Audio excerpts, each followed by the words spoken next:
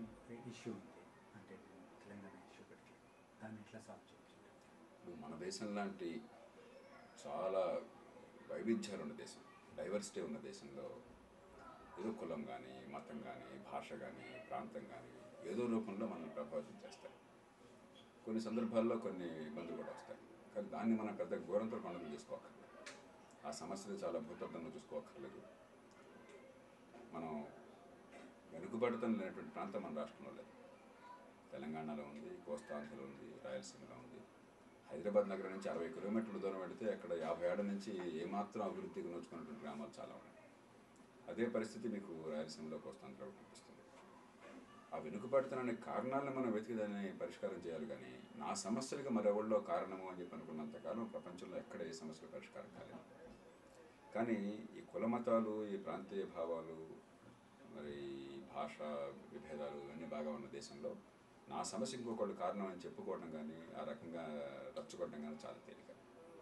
దానికి పరిష్కారాన్ని వెతుక్కోవాలి మనం. లోక్సత్తా మొదటి నుంచి చాలా స్పష్టంగా చెప్తున్నాను. రాజ్య వ్యవస్థ మారకుండా రాజధానిని మారినంత మాత్రం చేత ఏ మార్పు రాదు అని చెప్పాను. అంచేత అధికారాన్ని జనం చేతుల్లోకి పెట్టాలి. మా జీవితం మా చేతుల్లో ఉందని నమ్మకం కల్పించాలి. అంటే స్థానిక ప్రభుత్వాలు కావాలి. ఏ జిల్లాకు ఆ జిల్లా ప్రభుత్వం ఉండాలి.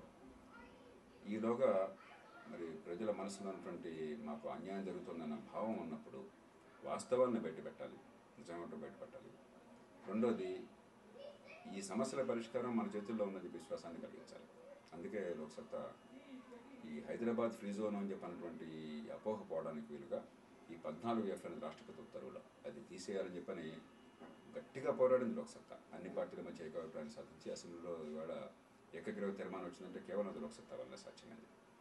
అట్లాగే తెలంగాణ ప్రాంతం కానీ, కోస్తాంధ్ర కానీ, రాయలసీమ కానీ ఉద్యోగాలు లేకపోతే విద్యార్థులు వాళ్ళ విషయంలో మాకు రాష్ట్రపతి ఉత్తర్వుల ప్రకారం న్యాయం జరుగుతుంది, 6 సూత్రాల పథకం ప్రకారం చెప్పి నమ్మకం కలగాలని చెప్పంటే స్వతంత్ర ప్రతిపత్తి గల యంత్రాంగం కావాలి. న్యాయ వ్యవస్థ ఆధీనంలో మళ్ళీ రాజకీయాలు పక్షపాతాలు లేకుండా దానికి పోరాడుతుంది లోక్సత్తా. ఖచ్చితంగా సాధిస్తామని నమ్మకం మాకున్నది.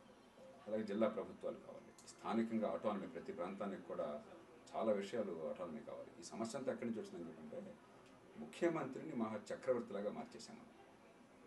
ఎవరు ముఖ్యమంత్రి అయినా, ఏ పార్టీ అయినా కూడా అన్ని అధికారాలు కూడా కేంద్రీకరించేసరికి ముఖ్యమంత్రి పదవి మన ప్రాంతం వాళ్ళు లేదా మన జిల్లా వాళ్ళు ఉంటే అది మనకు అధికారం ఉన్నట్టు, అది లేకపోతే అధికారం లేనట్టు ఆ రకమైన భావం కలుగుతుంది.